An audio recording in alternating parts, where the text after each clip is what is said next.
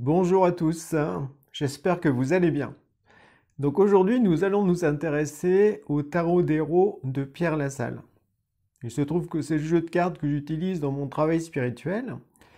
Et comme il n'y a pas de vidéo de présentation sur YouTube sur ce jeu, je me suis dit que c'était dommage. Donc je me suis dit, allez top là, on va se faire une vidéo sur le sujet, de façon à vous faire connaître ce tarot que je trouve très pertinent, très original. Donc c'est un tarot qui est sorti en 2004 pour commencer, puis qui a été réédité en 2012 aux éditions Terre de Lumière. Donc c'est un livre coffret, en quelque sorte, dans lequel vous avez un jeu de cartes, de 33 cartes. Donc ça n'a rien à voir avec le tarot de Marseille, c'est vraiment un jeu de cartes pour le travail sur soi, pour avoir des prises de conscience, pour évoluer en quelque sorte. Donc il n'y a rien de divinatoire là-dedans. Ce qui est aussi intéressant, c'est que les cartes ont aussi... il y a 4 types de cartes, donc il y a des couleurs de cartes différentes. Ce qui fait que quand on veut tirer une carte en utilisant tout le jeu, il faut vraiment fermer les yeux pour ne pas être influencé. Donc ces cartes représentent un petit peu, à mes yeux, en fait, tout ce qu'on peut vivre à notre époque, dans notre destinée, à la fois aussi dans notre cheminement spirituel, parce que c'est vraiment très pertinent. Et donc chaque carte correspond à un des personnages au fond que l'on trouve dans le roman. Donc on va commencer par justement voir les 12 personnages miroirs qui sont des cartes bleues. Ensuite on verra les cartes rouges, il y a 7 cartes d'épreuve. Ensuite il y a des cartes jaunes qui correspondent à des défis, il y en a 7 aussi, et il y a 7 clés, des cartes vertes qui montrent des techniques de travail sur soi pour justement dépasser des épreuves et des défis. Donc c'est parti pour la présentation de ce jeu de tarot. Donc parcourons maintenant un petit peu le tarot des héros, donc la nouvelle édition qui est sortie en 2012 aux éditions Terre de Lumière. Donc dans les premières pages, l'auteur parle de mythologie. Une mythologie moderne en fait. Puis après, il détaille les cartes au niveau des significations. Vous trouvez aussi dedans comment on font purifier son jeu de tarot. C'est intéressant, le rituel du tarot, avec une notion de voilà, purification, connexion à son ange gardien, imprégnation. Et puis après, différents tirages.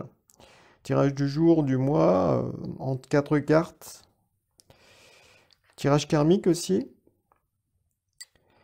Voilà, tirage spécifique, parce qu'en fait, comme vous avez pu le voir, comme on va le voir, les dos des cartes ont différentes couleurs. Donc ce qui fait que quand on tire une carte avec tout le jeu, il faut vraiment fermer les yeux pour ne pas être influencé. Donc on va voir maintenant les cartes en détail. Donc nous allons maintenant passer en revue les 12 cartes miroirs qui correspondent à des personnages que l'on trouve dans le roman. Donc il y a tout d'abord Michael, le héros, qui incarne le courage. Sophia, l'héroïne, qui incarne l'amour. Donc à la fois dans ces deux cartes, il y a le principe masculin et le principe féminin. Ensuite, on trouve le mentor, le prêtre Jean, qui incarne la sagesse, le guide. Nathan, ensuite, le messager, voilà, qui représente la communication, tout type de communication. Nous avons ensuite Régent, l'allié, qui touche la fidélité, le fait d'être fidèle à ses engagements, notamment de s'entraîner. Il y a Christa, qui incarne l'allié, la protection, le fait de protéger son bien, le bien, et puis en même temps de se maîtriser, de maîtriser sa colère. Il y a Jennifer, la disciple, qui incarne la créativité ou le fait d'être toujours en apprentissage dans la vie. Et après, on bascule dans les cartes miroirs négatives avec Harry Fox, qui est le magicien noir, qui incarne l'ego et puis le mensonge. On a ensuite Stan Craddock, qui incarne le gardien du seuil, le fait que quand on est face à un cap à passer dans son évolution, ben voilà, il y a des résistances en soi, donc ça, on peut être face à la lâcheté en soi. Ensuite, il y a Kathleen, qui incarne la tentatrice. Donc, c'est le personnage protéiforme dans le roman, qui au début est dans le camp du mal, puis après va rejoindre le camp du bien. Donc, à la base, elle incarne la tentation, la tentatrice et puis l'orgueil. Ensuite, il y a Jack Power, donc là, c'est le grand méchant, donc c'est le chef de la Loge Noire qui, lui, veut tout manipuler. Voilà, il veut vraiment asservir l'humanité. Et pour terminer, on a Mandy, qui incarne la trahison, la traîtresse, la jalousie. Donc c'est un personnage que l'on ne trouve pas dans Cyberespace, mais que l'on trouve dans un autre roman de Pierre Lassalle, qui s'intitule Kayadov. Donc voilà pour la présentation des 12 personnages miroirs. Voyons à présent les 7 cartes d'épreuve qui ont un fond rouge. Donc, elles représentent des états d'âme négatifs que l'on porte en soi à certains moments.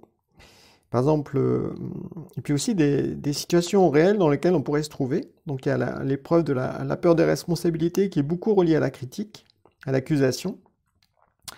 Ensuite, il y a la culpabilité qui est reliée à la notion de maladie. Voilà, on culpabilise, on est prisonnier de son passé. Ensuite, il y a le reniement de soi, qui là, on oublie qui l'on est vraiment en tant qu'esprit. On se fait, soit on s'idéalise, soit on se dénigre.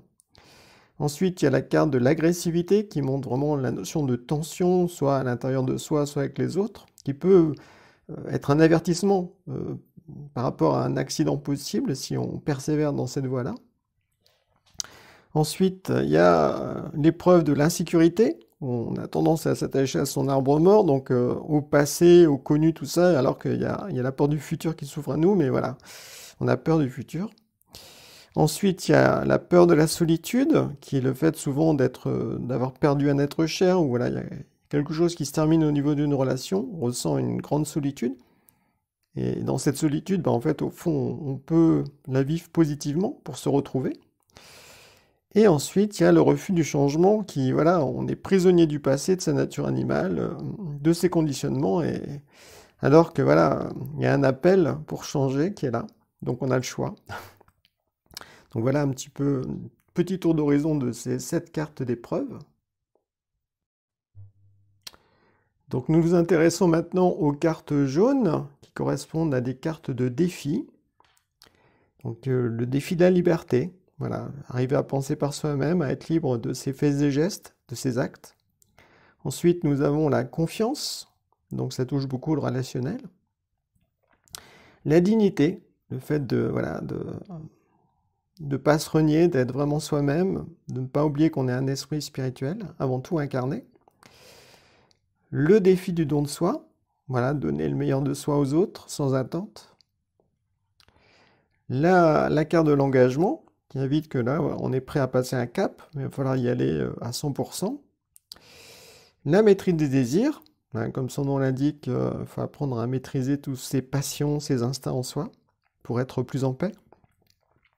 Et puis l'espérance, voilà, l'espérance que le futur sera meilleur, qu'on va parvenir à la victoire. Voilà, donc les 7 cartes des défis. Donc terminons ce petit tour d'horizon des cartes avec les cartes vertes qui correspondent à des méthodes pour travailler sur soi, à la fois pour dépasser ses épreuves et réaliser ses défis. Donc l'esprit de l'humour, très important. Ne pas oublier que la vie est un jeu, donc ne pas dramatiser, ne pas minimiser, donc trouver un juste milieu dans tout ce que l'on vit. Le miroir, voilà, tout ce que l'on vit à l'extérieur est un reflet de soi. Ensuite, il y a la vie intérieure qui invite vraiment à étudier des connaissances spirituelles pour nourrir son esprit et prendre du recul par rapport au monde matériel. On a la carte du détachement, bon, qui touche beaucoup les relations, de façon à être libre dans ses relations et libérer aussi les autres des attachements que l'on peut avoir à leur égard. Il y a le fait de la carte de l'individualisation qui consiste à se déconditionner au maximum. Ensuite, la carte du pardon qui invite justement à faire un travail sur soi pour lâcher ses rancunes, sa colère, sa tristesse, son passé, puis se réconcilier, pardonner aux autres, se pardonner soi-même aussi. Et le message de l'ange, qui est le fait d'être à l'écoute de son ange gardien.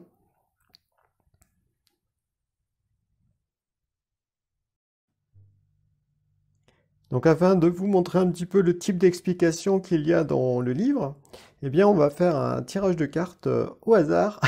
Avec la question principale, ça va être quelles sont les cartes qui doivent être montrées en fait dans cette vidéo. Donc on va s'amuser un petit peu, on va battre les cartes. Et puis on en tire une au hasard. Hop, c'est parti. Et on tombe sur le prêtre Jean. Ok. Ensuite maintenant une carte d'épreuve. On tire. Et on tombe sur la peur des responsabilités. Une carte défi. Hop. La liberté. Et une carte clé.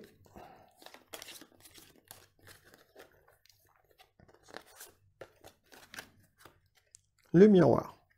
Donc à partir de là, on va donc regarder dans le livre quelles sont les explications pour le prêtre Jean.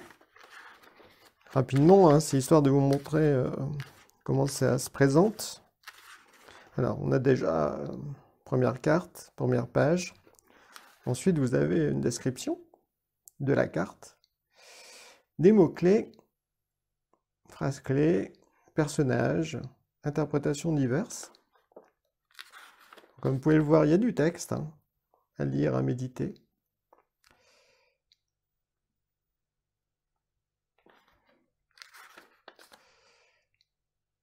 Des questions aussi à se poser, intéressant, toujours. Et puis, il y a le message de l'ange pour chaque carte, en fait. Ensuite, on a la peur des responsabilités.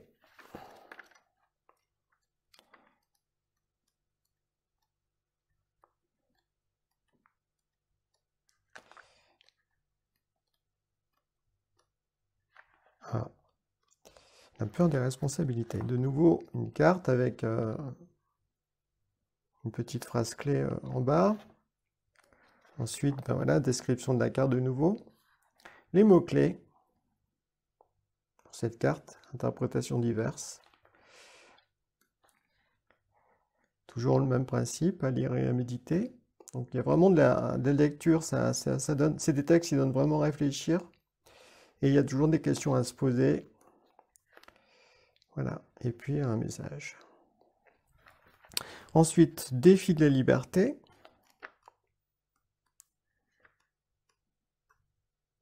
Hop.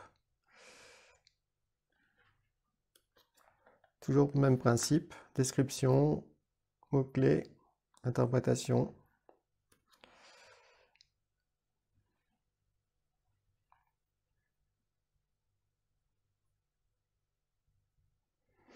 Et puis le miroir.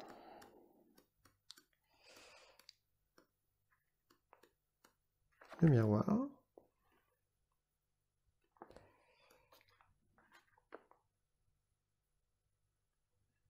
Voilà, comme ça vous donne vraiment une belle présentation de ce roman, enfin de ce tarot des héros, qui est vraiment hors catégorie hein, à mes yeux. Hein, c'est vraiment...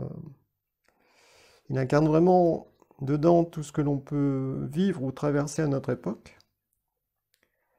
Voilà.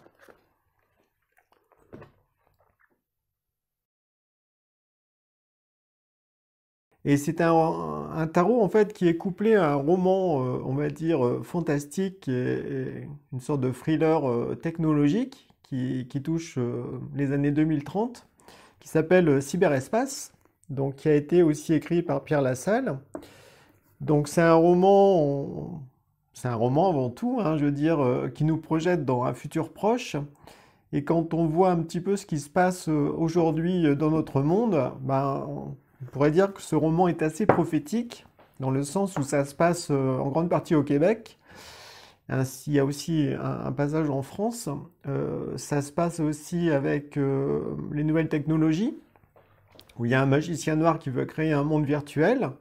Donc là, avec l'émergence du métavers qui commence à faire commence à faire parler de lui un peu partout dans les médias, je me suis dit, waouh, c'est intéressant de faire sorte de comparatif entre ce qui émerge actuellement par rapport à la fois à la dictature générale hein, dans le monde entier, parce que dans le roman Cyberespace, il y a une police de la pensée qui va vraiment contrôler la vie des gens dans tous les domaines de leur existence. Et puis en même temps, voilà, ça touche le cyberespace, c'est-à-dire un monde virtuel en parallèle de la réalité, où les gens en fait, vont vivre des choses de l'autre côté.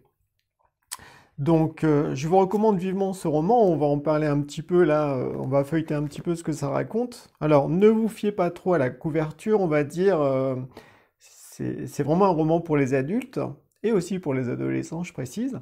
Mais en même temps, je trouve intéressant que la couverture, quand on voit aujourd'hui les avatars de Metaverse, eh bien, ça correspond assez bien à cette couverture. Donc, on va voir un petit extrait là d'une vidéo que j'ai trouvée chez Séverine Chave, qui explique justement les métavers en 3 questions, qui est une vidéo très pertinente que je vous invite à voir. Donc vous avez le lien en descriptif et puis aussi à la fin de cette vidéo. Donc parcourons maintenant un petit peu le roman Cyberespace au niveau de sa présentation.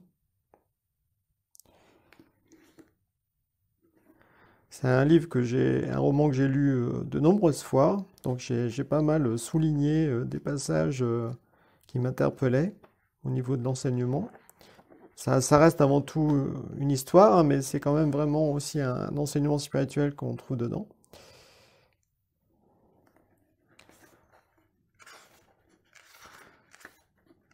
J'apprécie aussi voilà, certaines pages, comme celle-là, voilà, qui mettent dans l'ambiance. C'est très graphique, hein, très artistique en même temps. Donc, il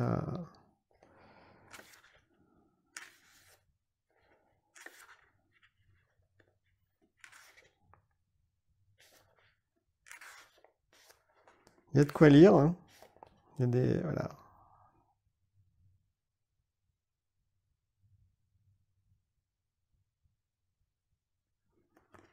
C'est bien écrit. Il y a de l'action, un enseignement spirituel moderne, vraiment adapté à notre époque. Ça se passe en 2030, donc il y a de la nouvelle technologie, reliée aux nanobots, tout ça. Il y a une loge noire, un magicien noir, des démons, des entités angéliques aussi.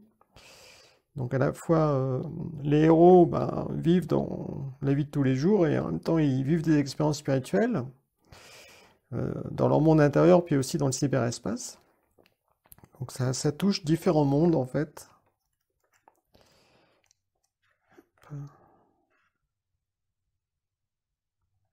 Voilà, je vous invite vraiment à le découvrir. C'est riche d'enseignements, en même temps l'histoire est belle et ça fait réfléchir.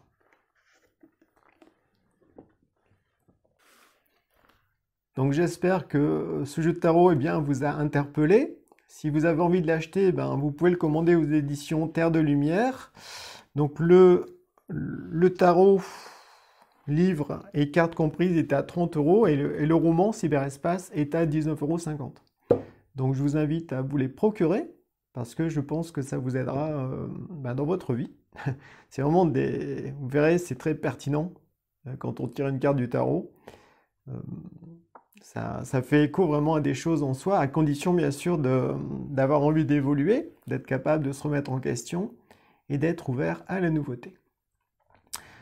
Je vous souhaite à présent une bonne journée et au plaisir de vous croiser dans une prochaine vidéo. Bye bye!